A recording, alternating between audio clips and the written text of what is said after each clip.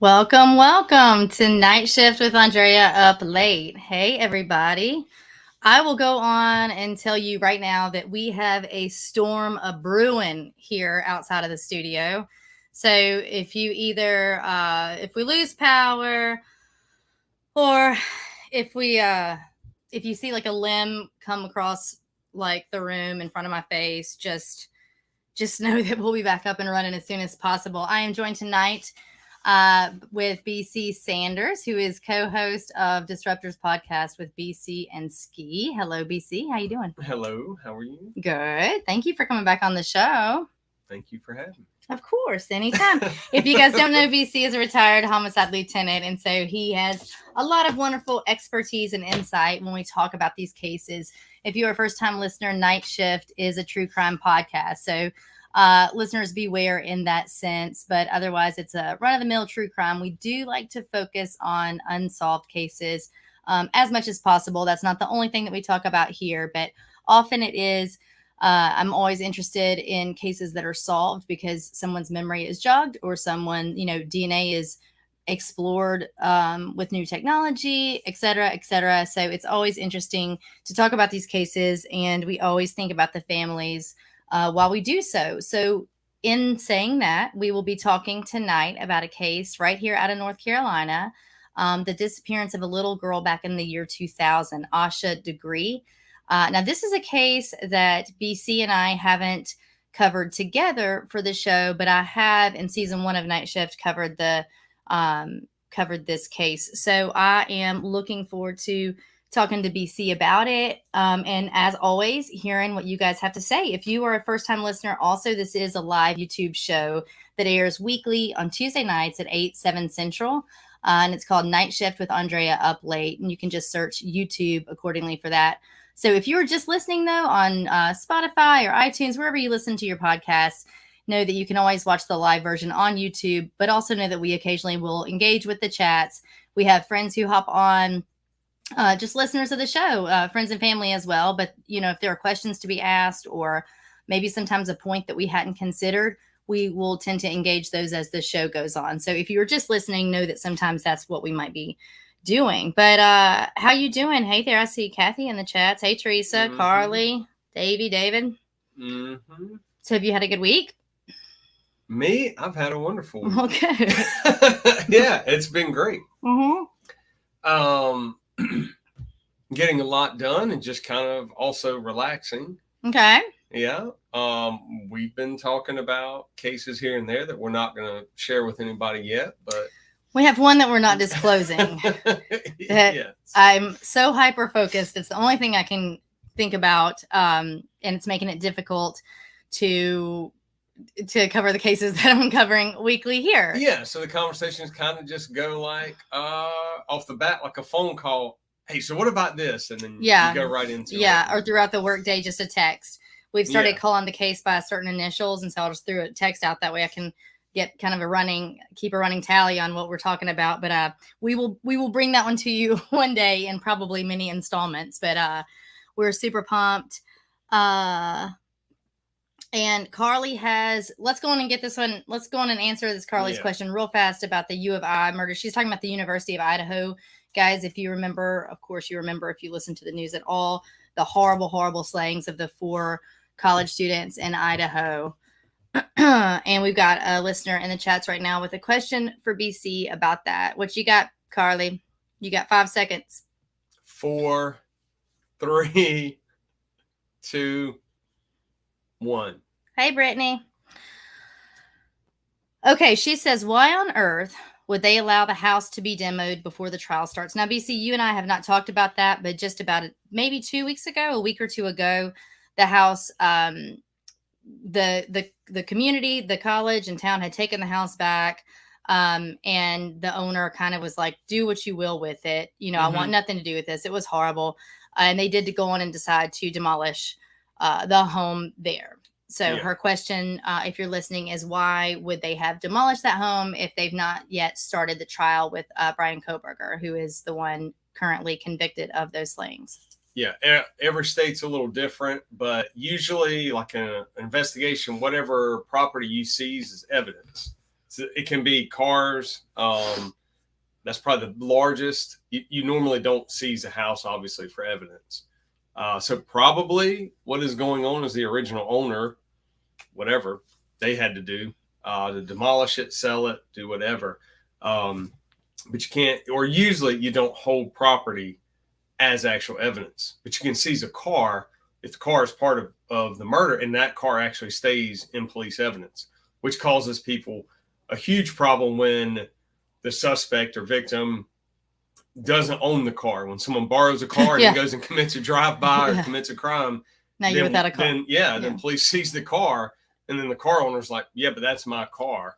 So then they have to work that out, usually with their insurance companies, and insurance companies aren't too happy. So your answer would just be that likely they've gotten everything they need from the house. Yes. There's nothing more that they would come back to. Yeah, when they serve that search warrant, I'm assuming, I don't know whether they served a search warrant or not, but if they served a search warrant, they processed the house, videoed, photographed, whatever they did, and processed it. Once they release that house and everybody clears out of there, then the homeowner can do whatever they want to do with it.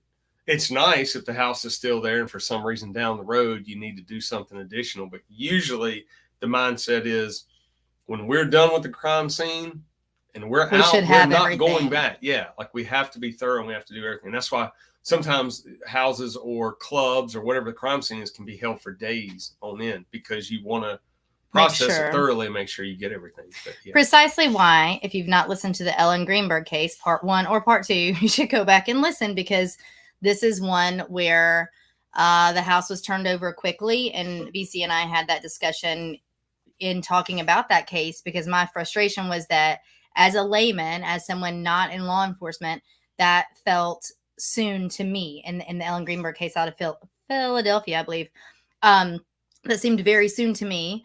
And his point was just that if they cleared it, it's because if they turned it over, they had no need to hold it any longer. They got everything they needed. And then we find out when we get into that case that they kind of had not gotten anything. And so that was a frustration there. And by then it had been obviously contaminated at that point. But that's a great question, Carly. And this is precisely why we like to engage in the chats. So with that, would you like to go on and get into our case for tonight? Definitely. Okay.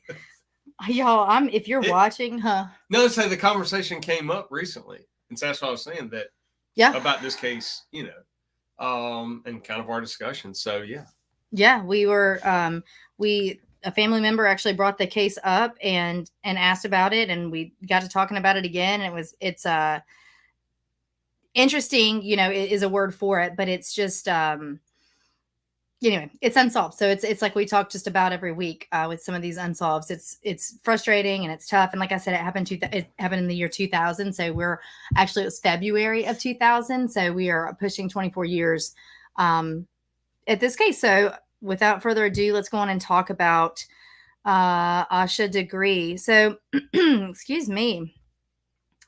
And I will put up pictures, as always, tomorrow on my Instagram on Andrea Up Late of Asha, of any pictures that would be that this case would have connected to it. So Asha Degree was born on August 5th of 1990. She was born in Shelby, North Carolina. Her parents were Akilah and Harold. She had a brother, O'Brien, who I believe was about 11 months older than she was, and they all lived there together in the family home. They had a lot of extended family nearby. I believe Asha's grandmother actually lived across the street, and she had other aunts and uncles that lived just in the surrounding neighborhoods. So they had a very supportive family and a good bit of extended family very close by. They were a Christian family that attended church every week. They went to the Macedonia Missionary Baptist Church, and that was in Waco, North Carolina. And evidently she had a weekly Bible study group, Asha did, that she really liked, and she would go to there every week for children. So, sources kind of differ in that people will say that her parents were very, very strict, or that she was very, very sheltered.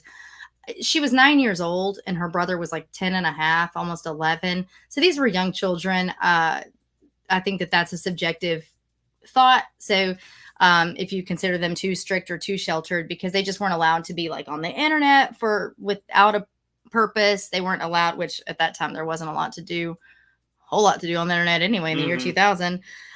They couldn't take their bikes outside of their own neighborhood, XYZ. To me, it just points to parents who paid attention and were keeping a close watch on their children. So, excuse me. So the kids actually kind of knew their role in the home. So mom and dad both worked full time. And so Monday through Friday, Asha and O'Brien would get home from school on the school bus, and then they would come home, and they knew that their rules were to finish their homework and complete whatever chores were assigned to them that day before they could play or go outside or anything. And it sounds like from all accounts, they did so willingly. Mom Akila worked at this place called the Kawai, I'm not sure how to pronounce it, Industry Corporation. I guess she was a piano maker. I'm not sure what part, how, she had in that, but she worked, it was like a 9 to 5-er. But Harold's hours were a bit not quite as scheduled. He was a second shift dock loader, and sometimes his schedule would get flipped or he'd have to work extra hours or whatnot. So his sleep could kind of be funny with that. Asha was a 4th grader in the year 2000 at Fallon Elementary School.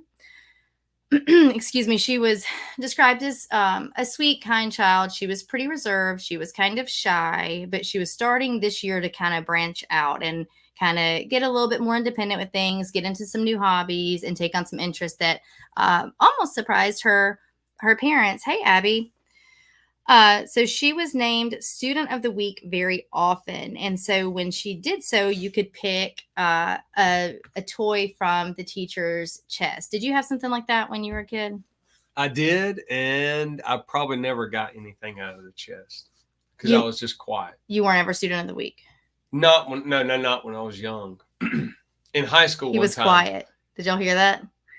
Breaking news. In elementary school, I was very, very quiet. Kindergarten got counted absent twice. They called home to tell my mom that I was not in school. Where were you? I was in school. Oh, because you were quiet? Because I was so quiet. They when they do like attendance or whatever. Like you didn't even tell them you were there. Apparently not. But around 8th grade, I started talking. Coming out of your show. And I haven't stopped since then. Well, we did have a chest, and particularly in Miss Castleman's 2nd grade class, if you got certain grades or did certain things, you could acquire, she called them magic beans. They were coffee beans. There you go. Get the kids started on coffee at a young age. And so, they were like your tokens, right? Okay. So you'd get your little tokens and you'd collect them. And then every week you could choose to either cash those in for a prize out of the chest or save them for like the big prize, like whenever that would occur. And so I saved mine because I knew what the big prize was. I'm a little impulsive and I probably wouldn't have saved them otherwise. I would have wanted to cash them in every week. But I knew what the big prize was. I should probably put it as part of my backdrop because I still have it. It's rolled up in my closet. And the big prize was a Patrick Swayze Dirty Dancing poster. I was going to guess New Kids. No, okay. Patrick Swayze. Patrick Swayze. Yeah. And so Miss Castleman knew what those 2nd grade girls were. I was about to say, hold up. 2nd grade, a Patrick Swayze poster. Yeah. Dirty Dancing. Yeah. Right. His shirt was like unbuttoned because it's Dirty Dancing. So she's giving you coffee and showing you, Patrick Swayze. All right. Hey. No. So that's what I won. Yeah. Still got it. We'll put it. It can be the Nightshift backdrop. No, I like that. Oh, don't worry. I have plenty of New Kids paraphernalia as well. So this actually makes a difference in this case a little bit. It'll play out a little bit later on as we're discussing it. But that week when she was able to choose a prize from the treasure box, she picked a black Tweety Bird purse from that treasure chest, and she was really excited about that, and so she used it a whole lot. So she eventually, though, decided that she wanted to play basketball, and that surprised her parents a little bit, but she did. She wound up being a 5-point guard. She loved it. She played with a lot of other little girls on this league. And it was the Falston Bulldogs, and she liked to sing as well. But that's just a little bit personally about Asha and kind of her childhood a little bit. She was known to be fearful of a lot of things, and if I say thunderstorms or the dark, we could say that that's a pretty common trend among children. But she was like notably terrified of thunderstorms in the dark. So she didn't want to go near windows during thunderstorms. She did not like for lights to be out. She liked a lamp to be on. These kinds of things. She would get very upset. She was actually very, very afraid of strangers as well. And she wouldn't really open the door a whole lot, like her front door, meaning even if it was like extended family members, she didn't prefer to go to the door if it was knocked on. So these things are going to be important to keep in the back of your head as we talk about this case, because there are some different theories as what might have happened leading up to Asha leaving her home. Okay. So on Sunday, excuse me, Sunday, February 13th of 2000, it was a very typical Sunday. The Degrees went to church. But prior to that was a pretty packed weekend. So that Friday night, she had a basketball game. Some will talk about this and kind of find this cause for her going missing.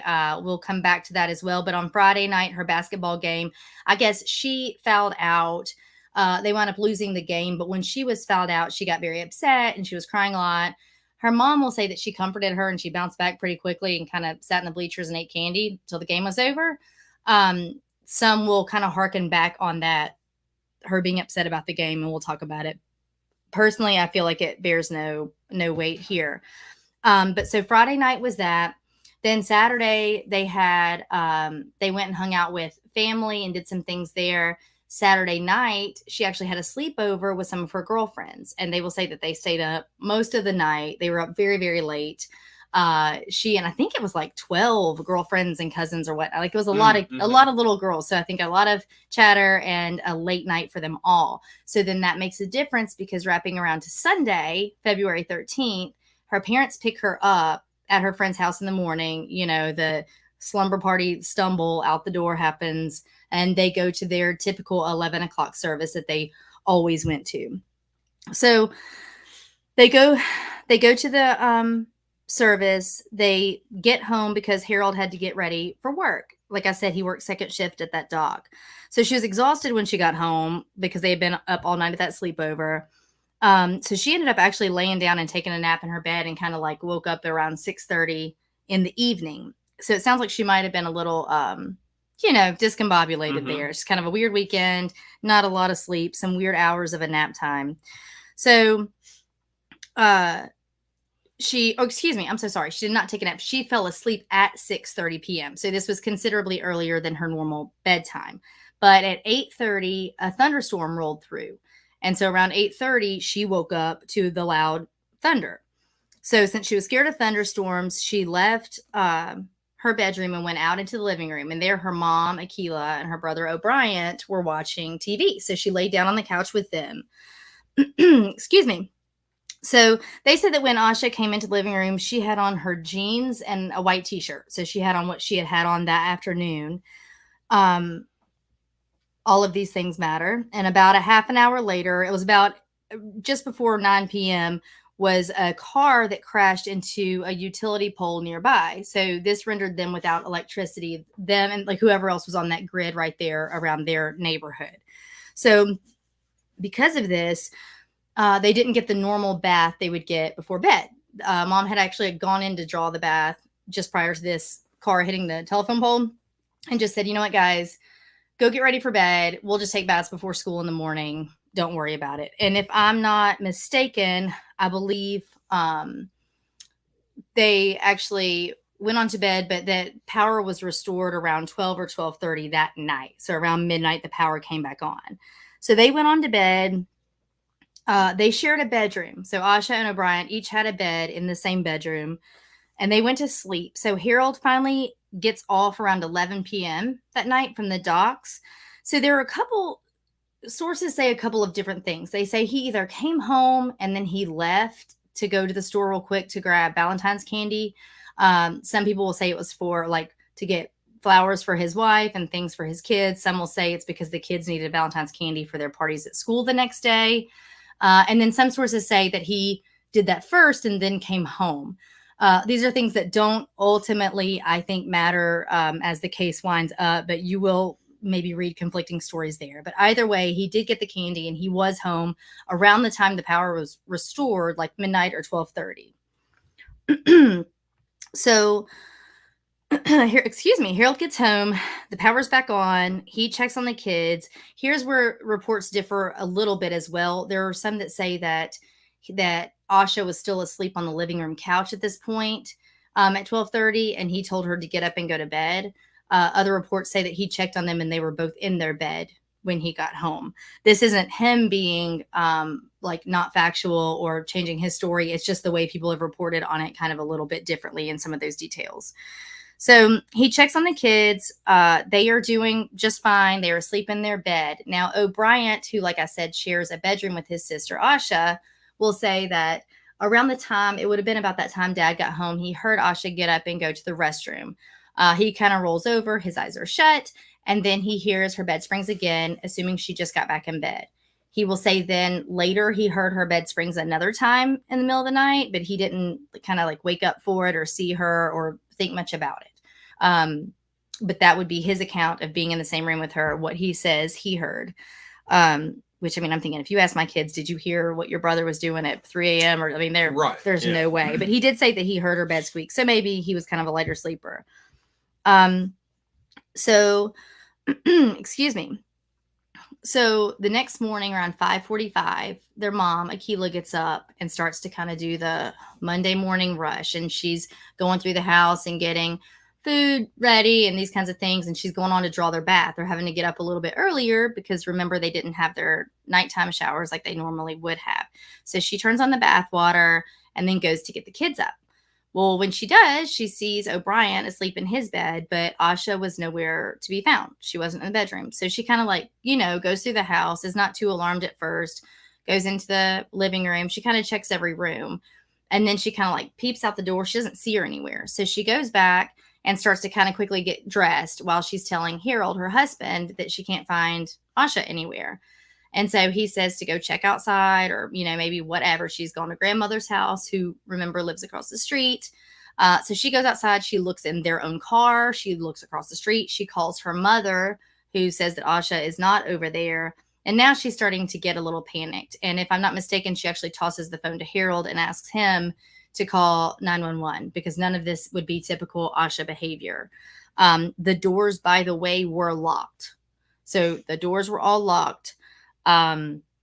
Nothing looked awry at the home whatsoever. So she can't find her anywhere. Harold calls the police at 6:39 a.m. There just happened to be a patrol car right there in the neighborhood. So at 6:42 a.m., spit everywhere. At 6:42 a.m., a patrol car actually pulls up to the driveway. So 3 minutes later, someone's there rapidly, which was fantastic. He tells the dispatcher what was going on. He talks about her black Tweety Bird purse. Remember that she won in her Student of the Week teacher's chest. And he said he wasn't sure what she had on when she left or what she would have gone to do or what she had with her or anything like that. So that first police officer, like I said, gets there just as soon as he calls 911. About 15 minutes later, they say that it looked like the, quote, entire town of Shelby was there. This was a very quick response and a large one. They took this very seriously from the get-go and had the resources to do so. So they get there very quickly. By 7 a.m., more officers, and this would be the Cleveland County Sheriff's Department in Shelby, North Carolina, show up. We already have reporters and news stations there, newspaper journalists. We have other investigators from the State Bureau of Investigation get there in the next couple of hours, search and rescue personnel, volunteers. I mean, it really grew big very, very quickly. We know that canines were brought in, at least initially, and unfortunately, forevermore, were unable to pick up Asha's scent.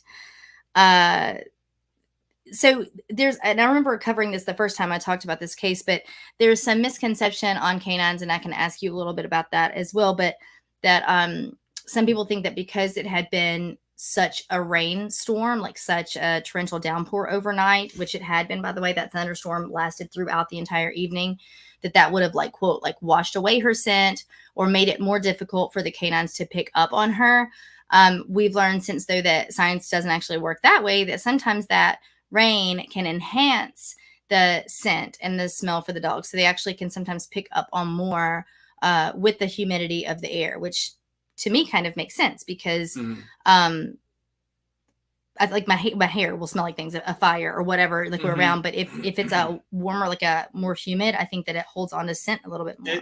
It depends on what type of training the canine has had. This is the way it's been explained to me. I was never a canine handler. Right. I know 2 or 3 that were pretty incredible.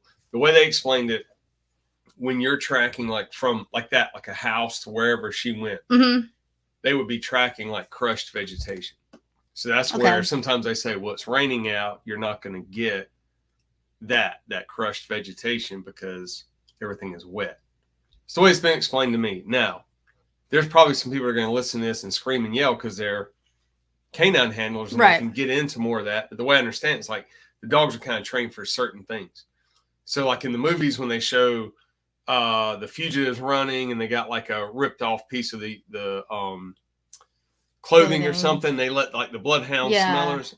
I don't know anything about that. I've never been around necessarily dogs that are tracking scents like that. It's always been fresh, fugitive, or something like this where a kid has walked off and what you're looking for is a scene or an area that's undisturbed. Like so they're smelling the actual vegetation rather than the scent of the human. Yes, they're just tracking what has been crushed. So if all of a sudden officers and everybody starts flooding the area, the way canine officers have told me, they're like, well, now you've kind of contaminated because you got multiple people walking in different directions, crushing so grass. I wonder what they're picking up on, and this is kind of this is beside the point, but you know, what would they be picking up on if, and this may sound silly, but like in a city, like if it's from this block to that block and you're concrete jungle.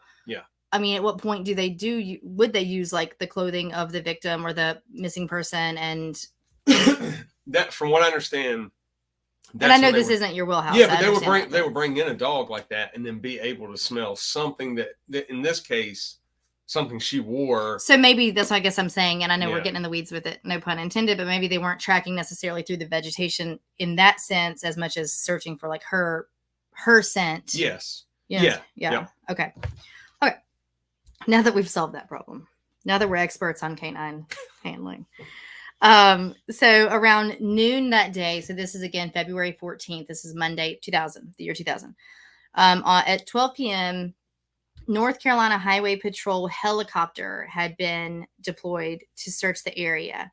So when I say they were using all their resources, I mean, this is certainly, we talk about cases where either the law enforcement can sometimes just be inexperienced. Sometimes we verge on the idea of neglectful. Sometimes it's amazing. This is definitely in the category of amazing. They really used everything that they had and quickly went to town on this. So they used that helicopter. And then around 2 p.m. that afternoon, the SBI taped off their home. They did allow Asha's parents and brother to go in and out because they had nothing to suspect foul play from within the home. Nothing had been forced. There was no broken or forced entry. Nothing suspicious in the home whatsoever. So the family was allowed to, kind of meander inside and outside, but no one else was allowed inside. So again, remember that all of the doors were locked when Akilah and Harold woke up that morning.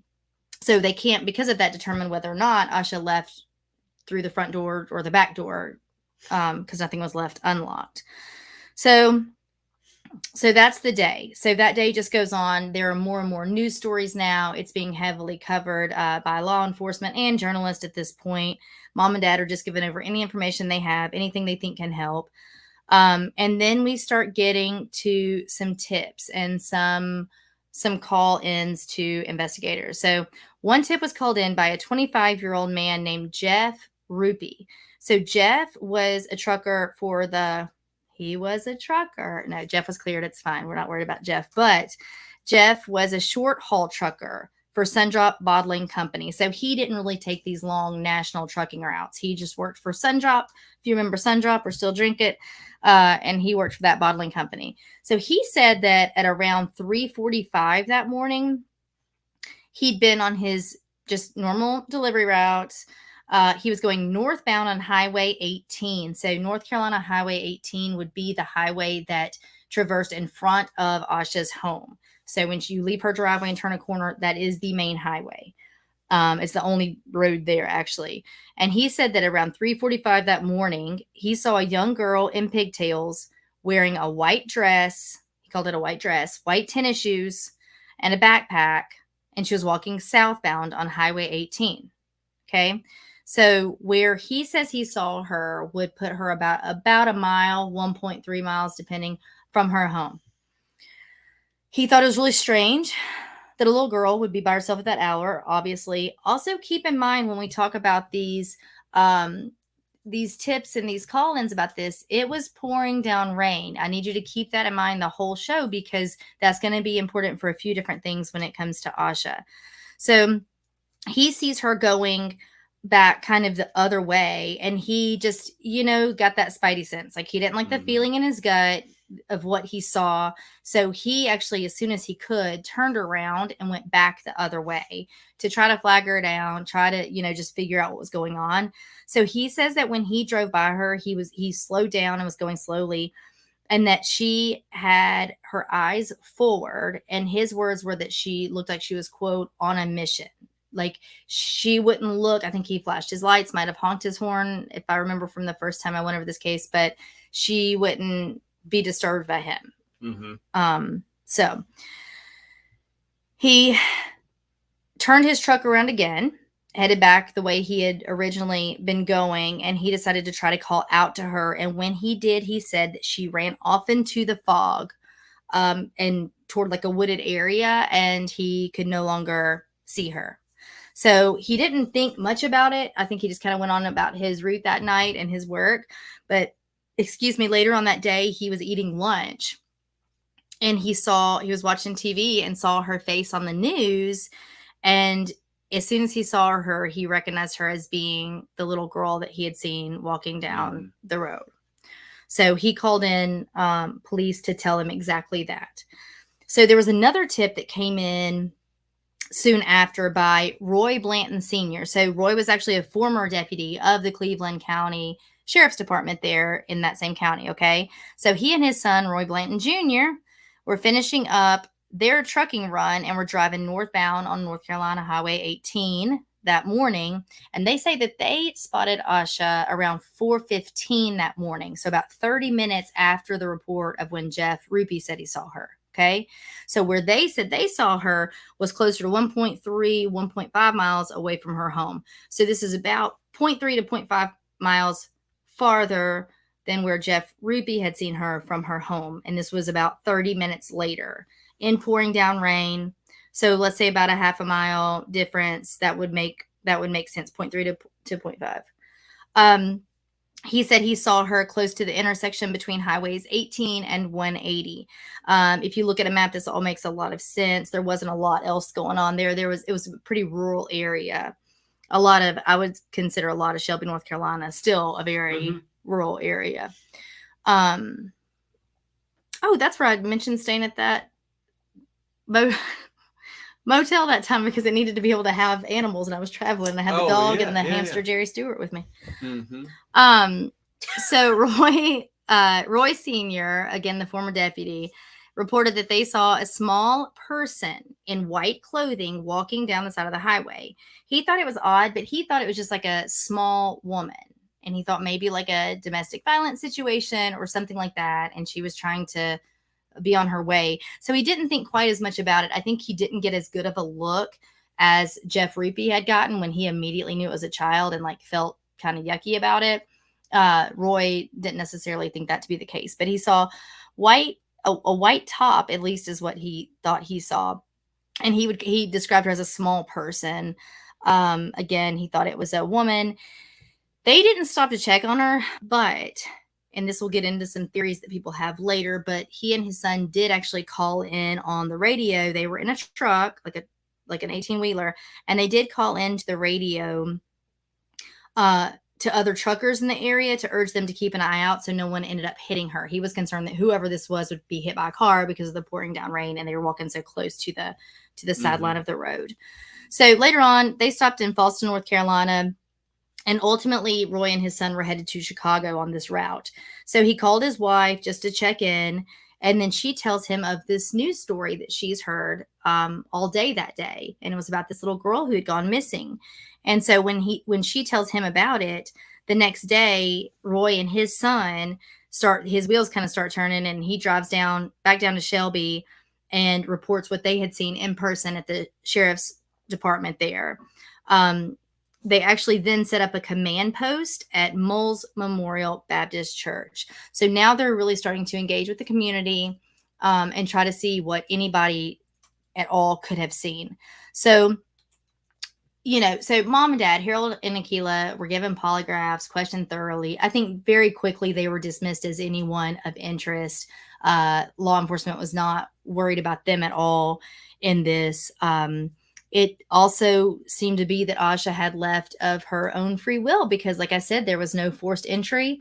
The doors were all locked, which was bizarre. It did cause them a little confusion, but there was no reason to suspect that she had been taken from her home in any kind of way. So the next day, it's February 15th now on a Tuesday.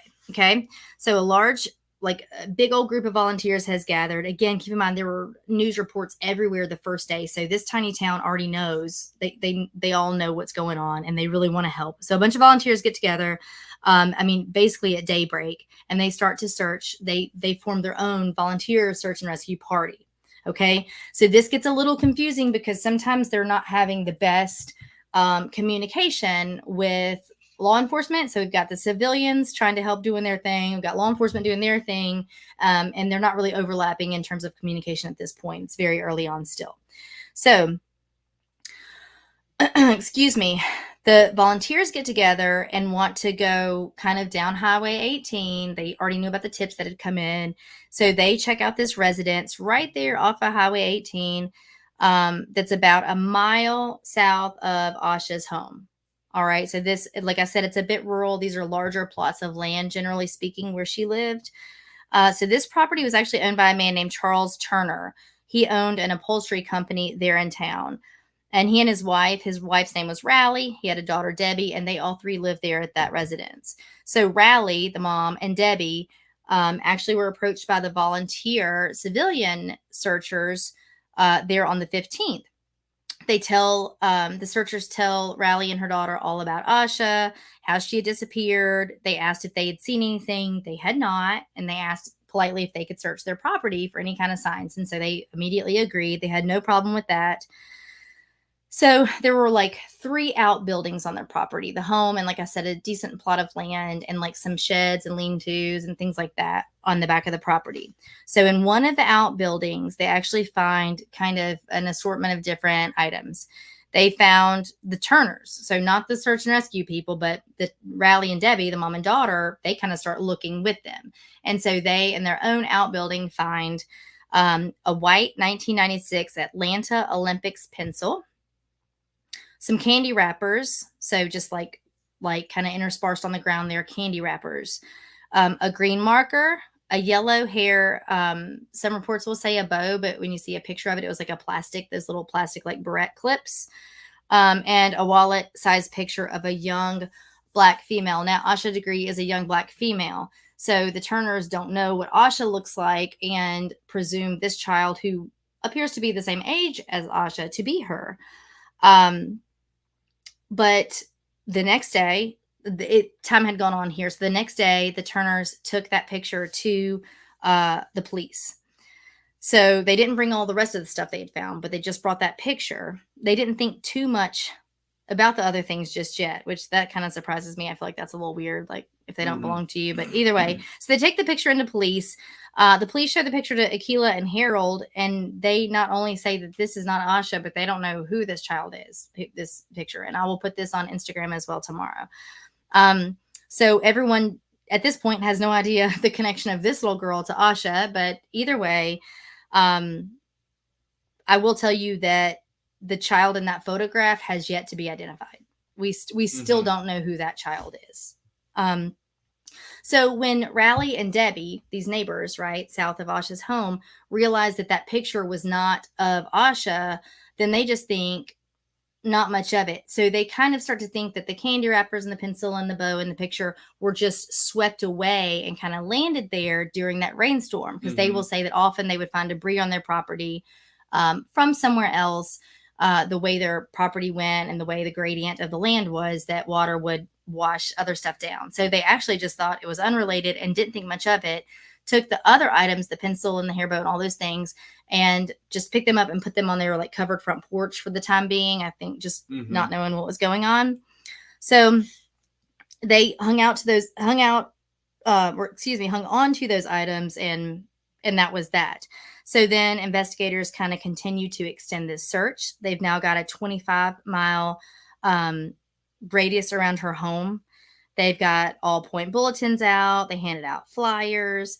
They actually even set up a checkpoint early on the next morning, like on that Tuesday morning or Wednesday morning, I should say, around the same time that she had been seen walking, so that they could capture or hopefully find any of the people who would normally be taking that highway at that time of morning to ask them questions. So they stopped everyone there. Unfortunately, that turned up nothing. No one had seen anything on that early morning of the 14th. So they actually asked Jeff Rupee, that first trucker that called in, the one, if you remember, that went back to try to actually get in contact with her and talk to her. They asked him to come on in and take a polygraph. He obliged quickly. He passed. They weren't worried about that. And then he was asked to show them exactly where he had seen her, like physically come show me where you have seen her. So he did. And he pointed out an area that was actually near a field that was owned by the Turner family, where ultimately those other belongings were found. The Turners that we just talked about, Raleigh and Debbie. So that's kind of where they are at this point. But then on February 17th, so just think this is a week, we're just going to kind of picture it in your head like a Monday through Friday. Monday was the 14th when they realized she's missing. Now we're up to Wednesday the 17th. Searchers come back onto the Turner's property. They look around. They find the candy wrappers. They found what now Raleigh and Debbie had picked up and put like on the porch to hang on to. And so, like I said, we have different law enforcement agencies. We have different civilian volunteers. So not all information has been shared across the board with everyone. So the investigators on the property that day didn't know that volunteers had already been on the property prior. And so they come and ask the Turners about those candy wrappers and what they had found. And so the Turners then tell them that they'd already been in contact with Cleveland County Sheriff's Department. Stay with me here. And about the photo they'd found. And then this is when they say, oh, yeah, no, we found some of these other items, but we didn't think it mattered. So they want to see those. So the investigators took the rest of those items, those candy wrappers and pencil and bow and all those kinds of things. And these are very specific things, okay? Like a specific yellow plastic hair clip, a specific white 1996 Atlanta Olympics pencil. So not just a run-of-the-mill pencil and like rubber band. And they show these to Akila and Harold, and they do confirm these to be belongings of Asha's. So as you can imagine, now much confusion sets in because we have candy wrappers and some of her belongings in this outbuilding at the neighbor's house a mile down the street, or a mile away, and a photo of an unidentified child. So now a large team of investigators come. They're like, okay, we're going to search this property more thoroughly. We need to check this out. Keep in mind, though, the Turners were not implicated in any of this. I think pretty quickly they were, they weren't looked at as suspects or anything like that. So that's when a canine dog again was brought along, again, unable to detect Asha's scent. And then by nighttime, the only thing they had actually been able to find were more candy wrappers. These happened to be Asha's favorite candy, and parents had confirmed that she had gotten these, some will say from the basketball game that they just had on Friday night, and some say from a Valentine's party like the weekend prior, or like from her grandmother who had given them little care packages. Either way, the candy wrappers were believed to be Asha's as well.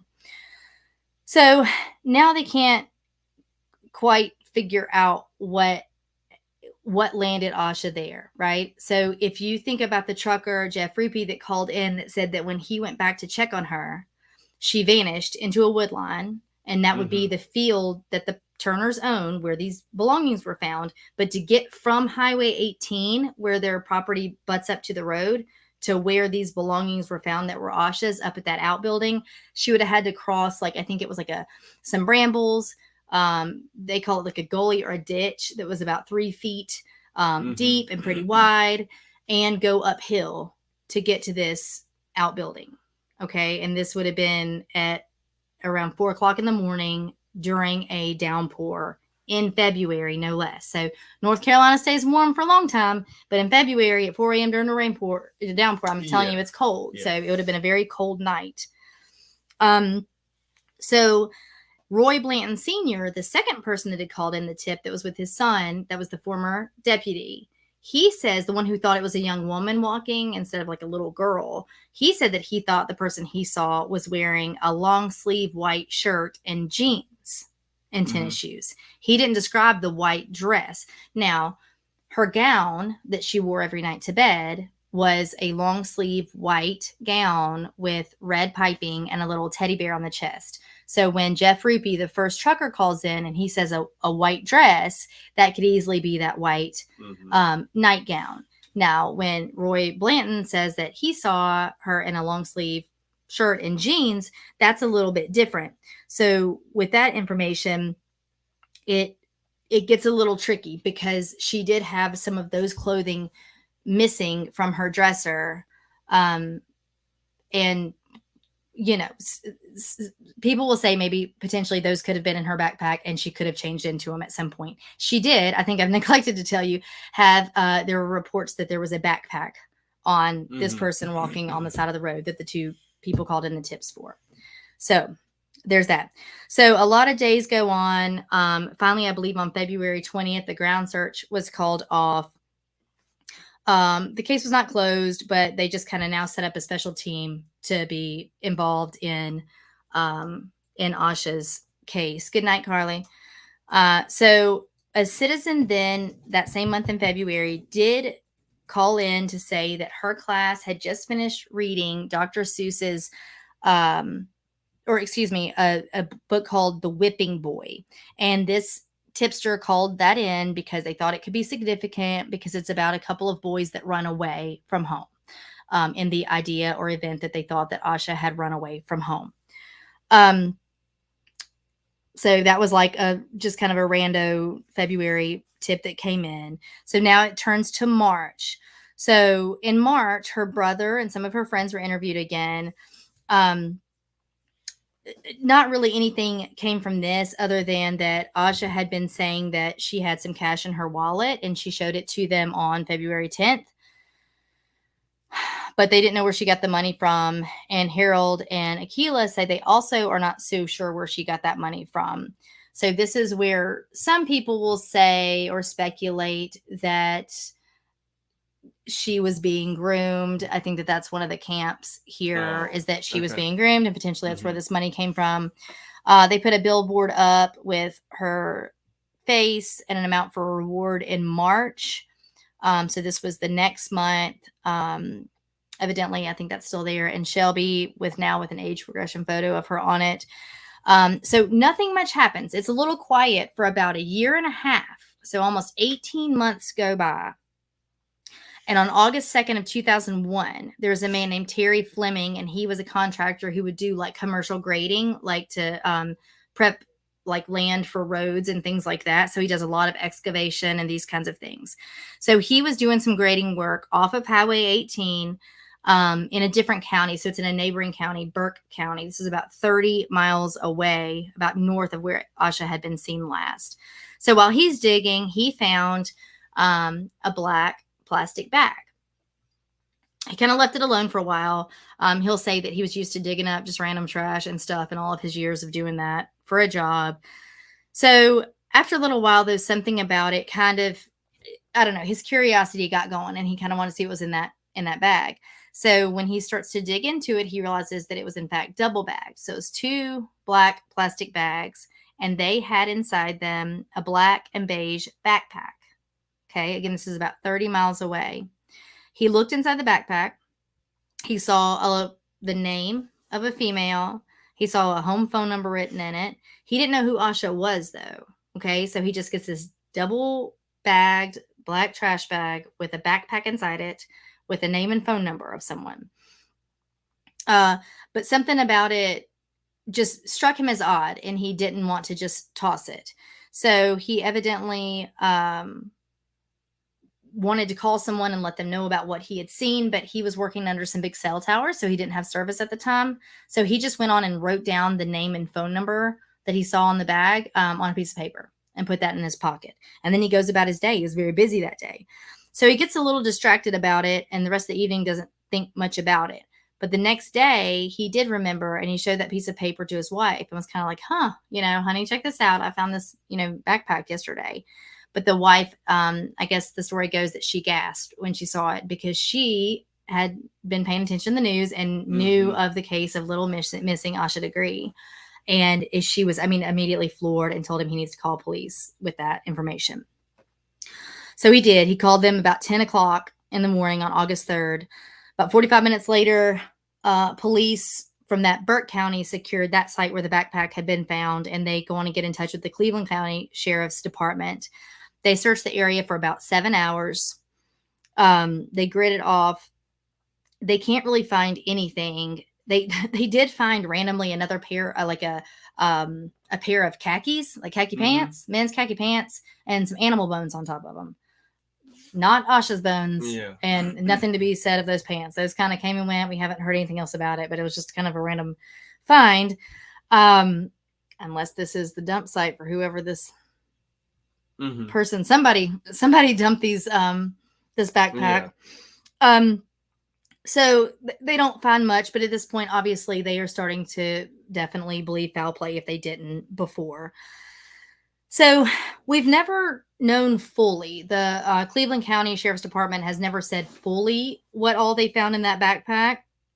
They've kept pretty tight-lipped with this, which I've always said I really like.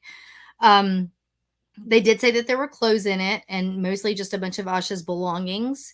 They did send the backpack to the FBI in Quantico for extra testing. They did complete the testing in 2003, but we haven't heard anything about what they found there or any kind of matches there. Nothing's been released to the public. So then fast forward a long time. So that all happened in 2000. In 2001 was the backpack. Then in 2018 is when the FBI decided to reveal to the public that there had been a couple of items found in Asha's backpack that didn't belong to her. So one was a book it was a Dr. Seuss book called Mr. McElligot's Pool. I've gone back since to kind of read up on that. I did not. I know one of our listeners, Jen, said that was her favorite book growing up. I didn't read that one growing up. I went back to look at it, though, and nothing about that book seems cryptic or like it would be a sign or, anything to do with her disappearance necessarily. They also found a New Kids on the Block nightgown. Now, speaking of trinkets from when we were children, I actually had the same exact nightgown, but in green. So it's a tiny little white nightgown with New Kids on the Block on it, and hers had red cap sleeves and a little red ruffle on the bottom, or lining on the bottom. So the parents say that neither one of these things were hers, and the book was checked out from her school library around just before the time that she went missing, but the school has no record of who checked the book out. I don't get too hung up on these two items unless the FBI has information they're not letting us know, and that's why they wanted to show those. Outside of that, I don't think her parents saying these didn't belong to her make a big deal. She had just been at a sleepover the weekend before. That's how I look at that. And little girls like, let me borrow your New Kids gown. Like, okay, know, and or maybe she checked out the book that day, and however they did it at that school in the year 2000. And, maybe the librarian wasn't there. So she did the stamp and leaves, and there's not a record of her personally checking it out. I don't know. Or she borrowed it from a friend too. Like, do you get hung up on any of that? No. No, I mean, not from our outside perspective. No. Yeah. But I think at the time, I think any new information in a case like this obviously causes stir. Mhm. And so it did. But, excuse me, but I don't know, not a lot to hang my hat on there, unless they say that, unless, you know, we know that law enforcement could potentially have significance tied to those that we just are not aware of. And that could be said why they waited so long to show it. Either way, so we have over the years a couple of prison inmates who have come forward to offer tips. Now, would you like to offer any insight about just the idea of inmates? I mean, and we'll get specific on what they were, but the idea of inmates offering tips years after, you know, a crime has taken place. Yeah. So usually, I mean, career criminals see a lot of crimes occur. They have a lot of information, but they don't want to be labeled as a snitch or an informant, or it doesn't matter to them in their world until maybe they get caught or they get sentenced to, 10, 15 years, something like that. And then they start to kind of see how things work. People who provide information sometimes are given leniency. That's also what we've talked about with can be the problem. It can be the problem, because then the incentive is, I know a little bit about this case, or I've heard something about it. Now I can just give you a bunch of information that sounds like it's going to help. Now I want, a sentence reduction. And it could be complete BS. That's why we also hold on to very specific details, so that when someone does come forward, either an informant, a prisoner, somebody in the public, you can check that source and go, yeah, but this is not credible information. Or, okay, let's check it out and we'll see what happens. And maybe it is credible. Yeah. You never know. Yeah. So the first one came in February of 2001, evidently. So about just a year after Asha went missing, an inmate who was actually a former classmate of Akila's, Asha's mother. His name is Baron Ramsey, and he called the Cleveland County Sheriff's Office and the Charlotte Observer. So I don't know what your thoughts are when they call the newspaper too. But he said that Asha was dead and he knew where her body was. He said that in the early morning of February 14th, that he and another Cleveland County man were driving on Highway 18 in a pickup truck heading back to Shelby after buying drugs in Hickory, North Carolina. That's another thing that you and I have talked about. Sometimes tips are withheld because it can connect them to another crime that they don't want to disclose. Right. So they've been buying drugs in Hickory and they were heading back to Shelby. He said that they actually accidentally hit someone. He says now that it's Asha while she was trying to cross the road. Hey, Tammy. Barron said that Asha was still alive after she was hit, but that she was unconscious. So he said that the other guy had got out, picked Asha up, threw her in the back of the truck, and they drove off. He said at this point, he was dropped off at his house, and the other man left with Asha still being in the bed of the truck. But he said that later on, Asha had died. He wasn't there for that part, but she had died, and he went with this other man, and they tossed her body in a nearby lake called Moss Lake. So evidently, investigators look into this story, but they didn't find any evidence that it was true. They say there was no evidence of a hit and run on Highway 18, but, if they weren't looking for evidence of a hit and run on Highway 18 and there was minimal damage because maybe it was the side mirror of the truck and she's a small child and a piece of a side view mirror or something pops off into the ditch, that's not what they're looking for. So I don't, to me, I'm not hung up on the fact that there was no evidence of a hit and run a year prior at all. But they did say that Moss Lake was dragged twice and searched by divers who found nothing. And so I don't know if this was prior to him saying this. From what I understand, it sounds like it was upon him saying this that they dragged the lake twice and found nothing. Okay. Let me interrupt. I was going to actually ask you. Go ahead. One of the ways you could check something like that is the source, the inmate, is putting himself there. We threw her into Moss Lake or whatever. You would then want to know more details. How, in fact, did y'all do it? Okay. Did you just simply Did you drive your truck to throw it? her- Did you? Well, did you use anything to weight her Okay. down? Did you put her in any type of container? Did you do, because the human body eventually the It's gonna gases float, and right. it's going to float, and usually it's a couple of days after it sinks. So if he just says we tossed her in there, Then you would think, but nobody saw a body floating in right. it, whatever, like And that, so, it was probably and when not. you say lake, we could be thinking a huge lake, True. like the one we stayed at Yes. over the weekend that was absolutely amazing. Or you tell me lake, and I'm picturing something when I was a kid that's kind of stagnant too. Some people call it a pond, but you know, the more stagnant the water, the more you wouldn't have, you know, Moss Lake. Right. Okay. But you wouldn't have the body potentially drifting somewhere or into a tributary or a creek or something like that. But yeah, any information like that. And I mean, there are certain bodies of water that when you do start doing, you know, water recovery, you can miss things very, very easily.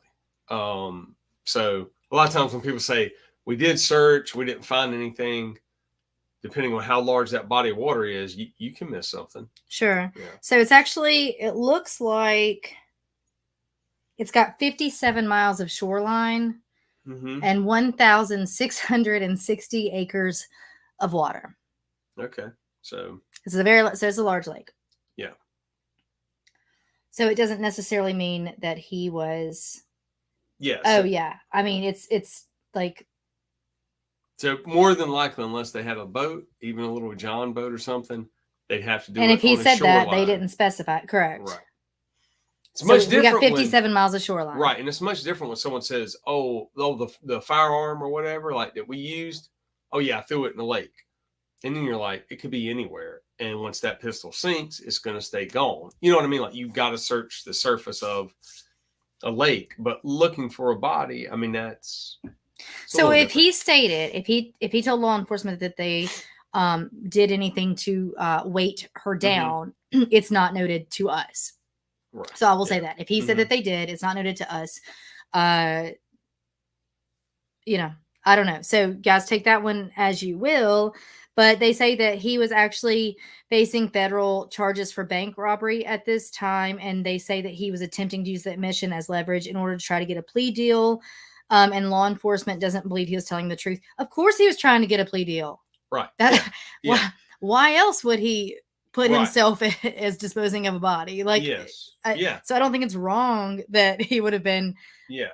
You know. So in that situation too, you'd have to be like, okay, this person's now, you know, going to federal prison on, you know, apparently like a bank robbery conviction or plea or whatever, but now is implicating himself into a murder, or at least the disposing of a body. Disposing of a body. Yeah. But we also don't know anything about that person. No, he could totally be lying, but I think that just based off of the information that we have, I don't think that it discounts him at this point. You know, just on what we know. Right. Yes. I wouldn't throw that away yet. So another prison inmate was a bit more recent, quite a bit more recent. In fact, in 2020, I think it was November of 2020, a convicted pedophile named Marcus Mellon wrote a letter to the news outlet, The Star, which we know people do this, but that's super weird to me. Like, if you have pertinent information, just call law enforcement. Like, why are we writing a newspaper? Unless he thinks it'll garner more buzz. He said that he knew what happened to Asha. He knew where to find her. And he asked that it be passed on to the FBI. He wrote, quote, I will read you what he said. Asha Degree has been missing for over 20 years. About 4 months ago, I found out her whereabouts and what had happened to her. She was killed and then took and buried. I do know how and what town she is in. I hope you get this letter and do come see me. It's on the up and up. I mean, so that was his letter. Evidently, there were plans for law enforcement to interview him shortly after receiving this letter. But then the COVID outbreak happened in the jail. He was in the Alexander Correctional Institute. So they didn't interview him till months later. He's actually dead now. He died in jail. But they say that he didn't have firsthand information that they considered reliable. His second cousin, Terry, I believe, Mellon, Both were in jail for illicit acts or sex crimes with minors, one being a 4-year-old, I believe. So these are some pretty dirty dudes already. But take it for what you will. That was another tip that came through. He may have also like heard secondhand information of someone who confessed it. Like, hey, I was driving. I did in fact hit a girl. I got rid of her and just kind of got it off their chest. And he hears about it. But the only way he can get credit, so to speak, or be credible is to put himself into the story of Right. like, yes, this is what we did. So still, I mean, I'm not saying they were wrong or anything. I'm just saying in general, Yeah. when people are providing information, sometimes they'll stretch it a little bit to put themselves in it to make it more credible. Gotcha. Yeah. So that was 2020, but we're going to backtrack a bit to May of 2016. Cleveland County Sheriff's Office, FBI, both said that they had some new information from a 2015 reinvestigation of Asha's case. So people had been calling in tips, and we know we talk about this every week. There's a multitude of tips coming in that they have to weed through, but they have to follow up on everything, right? So evidently there was a tip that said a girl matching Asha's description had been seen on the night of February 14th, 2000, getting into a dark green car around the area where Asha had been last seen. The Cleveland County Sheriff's Office announced that this was actually a vehicle of interest. If you go on the FBI's website and search Asha Degree or backward, you're going to find exactly this, and they show examples of what this car would look like. They say that this car was carrying 2 passengers the night that Asha disappeared. They described the car as an early 70s model of a Ford Thunderbird or a Lincoln Mark IV, which had rust around the wheel wells. Now, we've talked about this, and I find it interesting because if it's 4 o'clock in the morning and it's pouring down rain and I'm not expecting to see anything, particularly a crime or something weird taking place with a child in the middle of the night, and there's a little girl getting in a car, and later I realized that it's something because there's a girl missing. And I remember, I saw a girl getting in a car. Mm-hmm. It was maybe a 70s model green car. Maybe I know cars well, and I can say it was probably one of these 2 makes and models. Did I also see rust on the wheel well? And if could I physically see it with the rainstorm in the middle of the night? Mm-hmm. And did it make an impression on me to remember that I saw that? Mm-hmm. Maybe if you're stopped at a stop sign and this car stops in front of you and a girl gets in, and maybe, but I thought that was some interesting detail. So also though, an early 70s model of either one of those 2 cars would be notable cars in the year 2000. Mm-hmm. So, they just stand out. Yeah, because it's almost 30 years later, so it's going to be a car that's distinguishable in that sense. Bosco's commenting saying the T-Bird Mark IV and Cougars are all the same platform. Bosco, I actually think I remember you commenting on this car the last time that I covered this case. Bosco has a podcast that he talks about cars and music, right? And it's the Forever Road podcast, and he I like to interrupt you. He talks. You're all good, and he talks about cars and music. So Bosco will pipe in with the car information. You're exactly right. So they say that was the tip about the little girl coming, getting into this car, and so people are kind of in different camps on this. They'll say, mm-hmm. I don't think that green car has anything to do with anything. Keep in mind, this was released to the public in 2016, I think. Yes, in 2016. So evidently, I've read 2 different types of sources on this that say evidently this tip was called in much closer to the time. Like, it wasn't called in 2016 when the public got notified of it. Okay. The tip was called in actually much closer to Asha's disappearance in 2000. There are 2 camps. Some will say that this tip got overlooked until 2016 and mm-hmm. it was brought to the public's attention. And then some will say that just they held it close mm-hmm. as they did with some other details, and then they deemed it necessary to bring it to the public's attention. Ultimately, it doesn't matter because we didn't know about it till 2016, however that went, if it was because they chose to do that or not. Either way, again, take it for what you will. Now, I will say, and we'll talk about why in a moment, but the guy that talks about accidentally hitting her with the truck, I'm more interested in that than I am in this green car. But the FBI does seem to think that this tip is credible enough to put it on their website and to continue to talk about it. So they could have information about this car or the idea, whatever surrounding this car that, that we don't know. So there may be a reason they're putting that out there. Yeah. And they may have held the tip in the beginning because their search or however they were leading their investigation, looking for this very specific car, they may have thought they had identified it or the owner or whatever, and they didn't want to release that information until they could find that person. Flash forward 6 months to a year later, they're able to interview that person or locate them and then rule them out. Then by then, things have moved on. Someone's still working the case, but they may not have felt like, oh, we need to put this back out into the public until years later, maybe when someone either wants to do a press release or someone's, an agency's approached and they say, yeah, we do have this tip and it's not going to hurt anything if we release this to the public. Yeah. Yeah. Or it can be overlooked if they get inundated with, and depending on the department too. I mean, Shelby is also a solid area. I met a detective there years ago at a conference who did a social media presentations. Incredible. So oftentimes people say, oh, it's a small department, they didn't have resources. Well, clearly they had resources and they utilized them very locked in, very effectively. Yeah. I think I would say like that. Like if you get 30 or 40 tips and you're trying to follow them through, but you've also got to stay focused on what you have right in front of you. Right. Then sometimes you're like, okay, hey, we're just going to hang on to these tips. Like they're vague. If she gets in a green car, but we also have this information that, she's walking in this area. We're trying to work it. We'll come back to that. Or, we've got somebody already trying to track down that car or whatever. So, yeah. Yeah. So that's that. And that tip, like I said, that's FBI is considering that current. They are still working that angle with the green car. So, I mean, as you can suspect, this is a 9-year-old child. So this does seem to be some sort of a victim of foul play. We have a lot of different thoughts or different people who come up with these thoughts and theories of what might have happened. One of the things I'll read is that, her parents were strict and she ran away. I call garbage on that.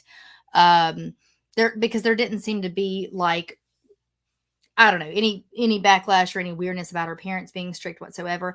Some will, if you remember, I said to keep that in your head, we'll come back to it. Some will say she got so upset at that basketball game that she, wanted to run away. Yeah. Like all accounts are that she was just fine and eating candy and happy before they left. That was fine. Keep in mind, it's important to know what a child is like or what an adult is like or what anything is normally like when something like this happens, because she was, like I said, known to be extremely afraid of thunderstorms and the dark. So if this child were to just want to run away, I can't imagine something egregious enough happening to where she's going to leave. First of all, if you think about the tips that were called in, that almost seem verifiable, because the first guy, Jeff Rupe, pinpointed a location that butted up to the field where her belongings were found. So in all accounts, it sounds like what he was saying was true. And he described a white nightgown, essentially. So if she was going to leave in her nightgown in pouring rain, cold, in the middle of the night, where she's scared of thunderstorms, she's scared of rain, that doesn't make sense. It doesn't make sense that she left of her own accord. You'll hear people talking about her being groomed. So that's where the car comes in, that, there are some camps that, some people will say her basketball coach had some. Some people will say there was, I think the preacher's son, there was something about an uncle who might have driven a car similar to this. I can only assume that if the FBI has this car on their tip page and her uncle had a car similar to that, that's been handled, worked, whatever. Like, that's not a thing. So, I know I kind of came to a working theory about this the first time I covered the case. You and I have been talking about it a bit more since, or since that time. But, before we start talking about maybe our theories, do you have anything else to add? Anything else to add? 'Cause I've talked this whole time. No, I don't. I'm itching to talk about Well, I will just say when you're working missing persons, and you mentioned that about, it's basically like the pattern of behavior. You want to know what their baseline is, like what their daily routine is. And then especially anything out of the ordinary, just like this, where a child is missing in the middle of the night, not like going to school and then never shows up, or going to the corner store and then they never make it back. This is the middle of the night and there's no signs of forced entry nor any type of entry. And then they start working it and everything is out of her normal behavior. Right. She was not a habitual runaway. She didn't appear to be any kind of disciplinary problem. She's getting rewarded at school for her good behavior. She's afraid of thunderstorms. It's cold. It's February. It's North Carolina, and it's raining, and it's late at night. So all of that is actually, it appears counter to what her normal pattern of behavior is. Right. Which is also why you probably saw so many resources being pumped in very quickly, because, hey, this all looks very legit. And this child has now left this home or is outside the home somewhere. Right. And now you got to find her. So what do you think? So I don't know. I've come around to the doors were locked. Mm-hmm. So if no one forced their way in, but she exited the house, she would have had to lock the door behind her. Yes, it'll be interesting to see what the lock is like. Yeah. And she carried a key because she and her brother would come home from the bus and come home alone before mom and dad got home from work Monday through Friday. The only other thought to that would be that at some point in the middle of the night, mom or dad get up, use the restroom, walk through the house, notice the door's unlocked, check the doors, and lock the door. Yep. Mm-hmm. And she's already been gone and she's already left the house and they don't know it. And you know, now there's also not like a statement on that where mom says, oh no, I got up at 4:45 before I got up at 5:45 to wake the kids up. I got up at 4:45 and locked the doors, you know? So everything kind of sounds like potentially if Asha left, she locked the door behind her. We also have things that we do out of habit. So if she's carrying a key and she goes and on her backpack in and out, so she would have the key with her on her backpack. Yeah. Potentially, I know when I was a kid, when I left the house, I locked it. Yeah. My brother maybe not. You know, he may have a different pattern. Yes. I would lock my door, and then when I came back, obviously use my key to get back in. So I told you before, I've only had one sleepwalking incident, and it was when I had a fever, and I actually was able to get out of my house and 3 homes down, and woke up and still was scared to go back to my house because of the fever. And my nightmare was that my brother was going to harm me. So I sat down and fell back asleep under the carport. And then another neighbor saw me, picked me up and put me in their home. And then when I woke up, my mom was in their home trying to get me back to the house. It's completely scary to me because I was about her age. I was around that age, maybe a little bit younger. But I was able to navigate between a long push mower and my mom's car and all this stuff without waking up. And then walk across gravel barefoot, and then down the street and still not wake up. So it probably took me a minute or two to walk down the street. So if you can't guess, that's kind of the running theory here. It's what we've discussed. It's kind of in my thoughts. Now, we've had other sleepwalking cases before where someone tried to use it in defense of a murder. Right. Yeah. But we got to talking about the idea of sleep science and like what that looks like. And she was, remember, exhausted. She had a basketball game Friday night, a full day Saturday, a sleepover Saturday night where she and her girlfriends and cousins were awake much of the night, straight to church on Sunday, you know, and then falls asleep in her bed on Sunday evening at 6:30 p.m., awoken by a thunderstorm at 8:30, got scared, went to the living room, falls asleep on the couch there, you know. So her pattern of sleep was very, very off. And we do know that with sleepwalking, it can occur, even if it's never occurred before. Like BC said, his first time was around 9 years old. And he had a fever and his sleep pattern was off. So there's like some stress on the body there. She was sleep deprived and exhausted. This would make sense that she could easily be a candidate for sleepwalking at that time. So we have learned that with sleepwalking, your routine, like concrete things happen. Weird stuff can happen, but like normal things, like her, if she got up and put a backpack on her back and walked out the front door and locked it behind her, that would be very similar to her leaving in the morning for school and throwing her backpack on and locking a door behind her. Obviously, we don't know what happened to this poor child. We don't know how it happened. But, you know, as we talk about it, this is something that could make sense. She heads off on the road and just starts walking. And then, you know, you've got the piece of her belongings and her candy wrappers being in that shed, the outbuilding, you know, on that property about a mile away from her home. And so I think that as we've spoken about it, what sounds reasonable is that she could have been sleepwalking. That would explain why the first truck said, you know, he said, no, I went back like twice to try to get her attention.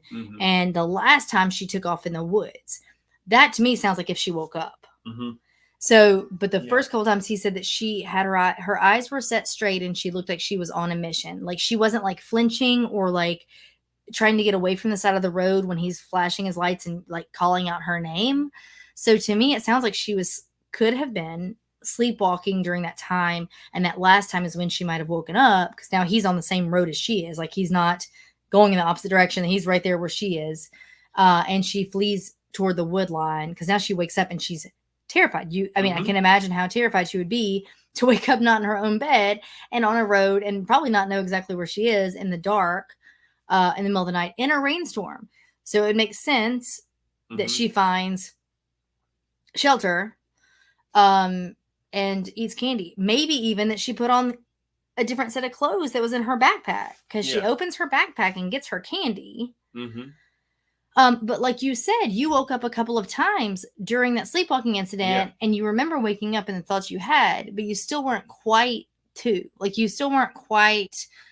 of coherent mind. So if she wakes up and opens a backpack and is eating candy wrappers and like her belongings are falling out, you know, ultimately it sounds like that could have happened. And then she fully wakes up at some point, and maybe that's when she gets on the road and then something happens.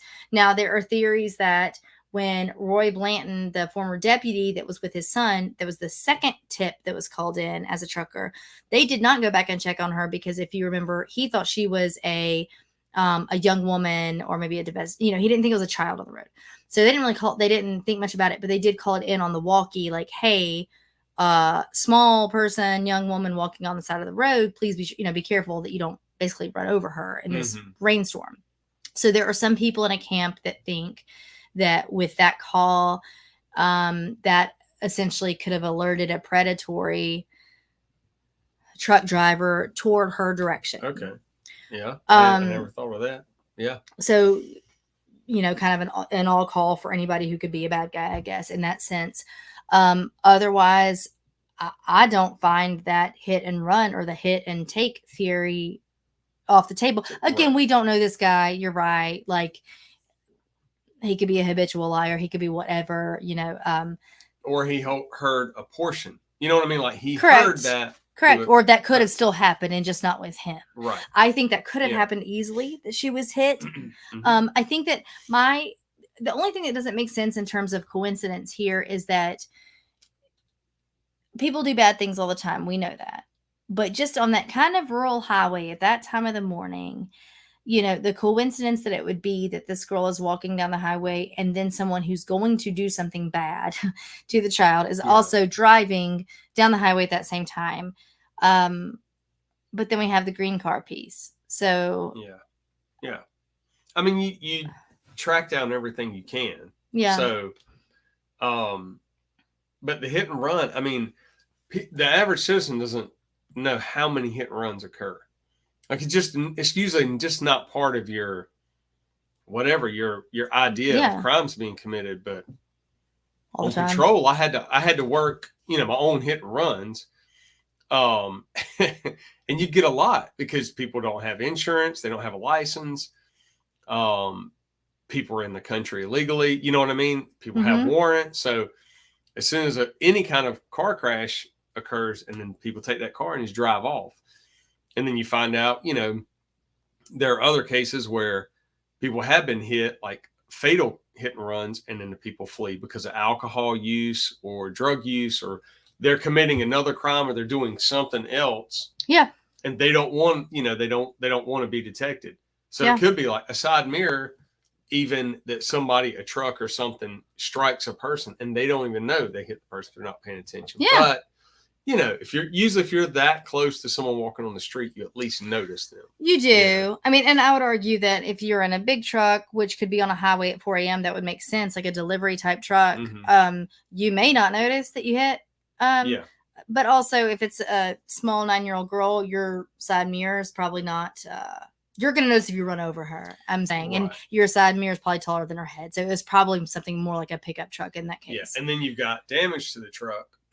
And you've also got the bed of a truck where you potentially. But she didn't die initially either. So it could have been minimal damage to the truck already. And this was the year 2000. I think, there were still a lot of vehicles, particularly trucks in Shelby, North Carolina. I would venture to say could have been in the 80s and 90s models already, meaning less plastic on the vehicle. Yeah. More metal, more, you know what I mean? So probably less damage then to a vehicle in that scenario than we would see now. And maybe not anything that anybody would even see on somebody's truck and think twice about. I mean, true. Meaning, like if you're the person driving and you strike somebody, and you look at your car and there's no damage and no one's around, you don't want to hang on to the person, so you want to just get. Well, per his tip, they took her though. Right, and that's what I was going to say. Again, I like to interrupt you, but no, I but it could be something like that where the damage was more severe. So in the fact of felt he needed. Yeah, if you have the pickup and you have the ability and you put her in the back and then you take off, horribly, they, discard her or hide her or whatever they do to the body that can't be found. Then they can create whatever kind of story they want to about the truck, if they even have to. Yeah. If the person owns the truck, then they really don't have to answer to anybody. If they borrow the truck, or whatever vehicle, if it is in fact a hit and run, they have to create a story now for why there's. I don't think people are asking, like, okay, if that tip about the hit and run or the hit and take pickup truck, if that's accurate, they just come to get some drugs from Hickory. Like, I don't think anybody's asking them anything about their truck, assuming it's their truck, his personally. Then that's what I mean. But like if the driver borrowed it from a grandparent or somebody or a mother or whatever, a cousin, now they bring it back busted. You hit a deer. They have to create a story, and then the story hits the news of a missing girl. Then now that person who owns the vehicle in the criminal world is now potentially someone who's going to inform on you. So it can get crazy like that when it's just. So then, what's your thought before we wrap up? It's getting long here. No, don't. But what's your thought on the green? But on the green car, like, what's your thought on the FBI putting that one out there? I don't know. People, if it's an accurate witness, do you feel like there's something credible about it to have the FBI deem it necessary to put it out to the public? Because they really haven't put a lot out to the public. We still don't know everything in the backpack. There are some things we still don't know. It's not like some cases where it's all out there. So I would say if you're putting a tip back out there this many years later when you're working the case, that the agency or the lead detective, does believe it's credible, or at least not credible, but you can't throw it away. Yeah, disprove it or anything like that. And you go, okay, well, I still have to follow up. Well, I still think that the first half of our theory could stand. I think that she could have been sleepwalking. She could have found herself under that shelter at some point, kind of come to more of an, conscious state of mind, eating the candy. She's terrified. It's raining. She's cold. She might have changed clothes. And then she gets back on the road to go home, try to figure out where she is. And then somebody says, let me help you. Oh, do you need a ride home? Even though she was terrified of strangers, it's still the middle of the night. Like a kid, I'm going to be more scared of the dark and the rain walking alone than I am the comfort of someone who seems kind, that's going to take me home. Yes. Yeah. And a little bit older than that, I would jump in the car sometimes walking home from work. Stop. And it was stupid, but I carried a box cutter. So I just assumed I'm good to go. But I mean, because you get tired of walking, it's raining. one guy picked me up and he's like, I'm a soldier. I'm getting back to Fort Bragg. I just got to stay awake. And I'm like, cool. Drive me down here. But you were also a boy. She was a 9-year-old girl who was scared. I was going to say I was probably 15 then. Yeah. And 9 and 15, boy and girl is very, very different. She was scared. But again, I would venture to say she would be more frightened of being alone in the dark, in the rain, than in a car of a stranger. We do know that serial offenders do cruise. And if it's a highway, it is possible the worst case scenario of something like that. But yeah, obviously we're not, just potentially looking for a more high risk victim. Yeah. But sadly, all of that seems to make sense based on what we have of her sleepwalking and eating the candy, and then I can't find any other scenario because it all comes back to how did she leave or why did she leave the home, and none of that. If it were a July night and no rain, I could you could argue more to me that she left willingly for some reason that we don't know. Yeah. But this doesn't make sense. But you guys let us know. So you can pop on YouTube, make a comment on there. You can go on Instagram, whatever. I do want to hear your thoughts. Once this live show is over. So come back and let us know. This is a wild.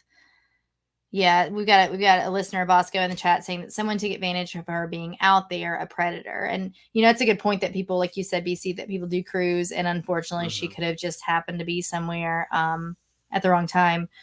But let us know what you think and what you got going on. Anything you want to tell everybody? Still doing classes. So I'll post classes coming up. I'm probably going to do Chicago Gangs and Origins. So that'll be 2-hour block on Gangster Disciples, Latin Kings, Vice Lords, Maniac Latin Disciples. So if that's something you guys are interested in, BC does those classes virtually. There will be some in-person opportunities as well, but he does cover those virtually. It's pretty easy to sign up for him. He'll throw them out on his story on BC Sanders or the Disruptors podcast with BC and Ski. White Pride gangs. Okay. A lot of interest in that. So I'll go through the history of some of the signs and symbols and then what their current evolution is, where you're actually merging. Davey said he was about to ask you when your next class was. Davey is one of our listeners, and he took one of BC's classes, and I think he had a good time, right, Davey? I think sounds like. I know you had. No, he was solid. Yeah. He and Carly. I think Carly logged off earlier.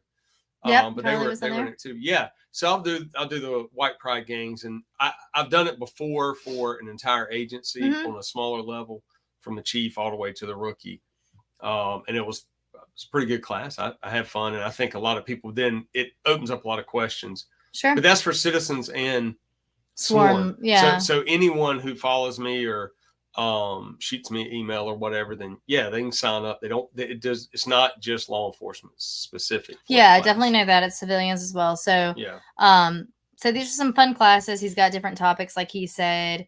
Bosco, he's going to put them in his stories on probably on BC Sanders and on the Disruptors Instagram stories. So you can find those there when they get lined up. And hoodies, are your hoodies still for sale? Yeah, hoodies should still be up, and t-shirts, even though some have been mailed out. I checked the other day, the links are still good. So if you guys go to minorleaguestudios.com, our buddy Bill Schofield is our pretty cool merch guy. He does a lot of good things, and so he just put out some hoodies and t-shirts that BC designed, and the hoodies are pretty cool because they're they're not super thick. They're a little thinner on the thinner side, so they're really comfy. The average. They're pretty cool. So you'll have to check those out. But so you can go follow BC, like I said, on Instagram at that name, BC Sanders. Also, Disruptors Podcast with BC and Ski. They also have a YouTube channel at the same name. Follow me at Andrea Up Late channel on YouTube. Hit that subscribe button, y'all. You're doing it, and I appreciate it. And we are slowly but surely growing for season 2. It's free to hit it. So just do it, hit it, download it, do all the things on whatever. And so once this show is done tonight, it will drop and you can listen to it wherever you stream podcasts on Nightshift with Andrea Up Late. So we are so pumped to see you guys again this week, and we'll see what we do next week. But until then, I guess we can hold up. Have you thought about? We got someone in the chat's asking, have we thought about bringing Ski on? You mean here to Nightshift? Yeah, I think Yeah, for sure. Yeah. Yeah. He's always welcome on here. We were actually just talking to him a little bit earlier today. Yeah. It was just our schedules are absolutely crazy right now. So there have been some questions about. I've done a few episodes without Ski, unfortunately. But he's still around. Yeah, he's still around. We were talking to him on the phone earlier today. He's got a lot of really cool stuff lined up that we'll talk about here in probably about 2 weeks. We're going to jump on and do some recordings. Probably record an episode before the end of the week with Zeke Stout. So, yeah, that'll be a solo one. But, yeah, Ski will jump back in. Very cool. Very cool. Yep. So, yes, of course, we'd love to have Ski on anytime at all. And so delay for work tomorrow, which is nice. Oh, good. Yeah, I get to go into work a little bit later tomorrow, y'all. But I hope you guys are doing good. Bosco, I would love to be on. Oh, Bosco told me a cool story, and he wants to be on and talk about that. You guys, we do. Look at Silly. You do have the option if you ever want to be a co-host on here. That's kind of, it's not an every week thing, but every now and then it's an option that we bring out, and it's kind of fun to get different perspectives. A lot of you do throw out great ideas for shows in different cases. And sometimes they're ones I've never heard of, and it's, super interesting. So yeah, Bosco, we need to chat about it. We can chat on the phone a little bit about it beforehand and figure that out. And Silly Mander just wants you to actually drop a new Disruptors. I've got one, and I'll probably drop it tonight. We'll do it tonight. Yeah. All right. Hey, we appreciate you guys. Love you so much. Go to Instagram at Andrea Up Late tomorrow, and you'll be able to see all the pictures that pertain to this case and some more narrative there. But we appreciate your engagement and your involvement here and just all your support. So I guess until then, we will see y'all next Tuesday. And then we sit and wait.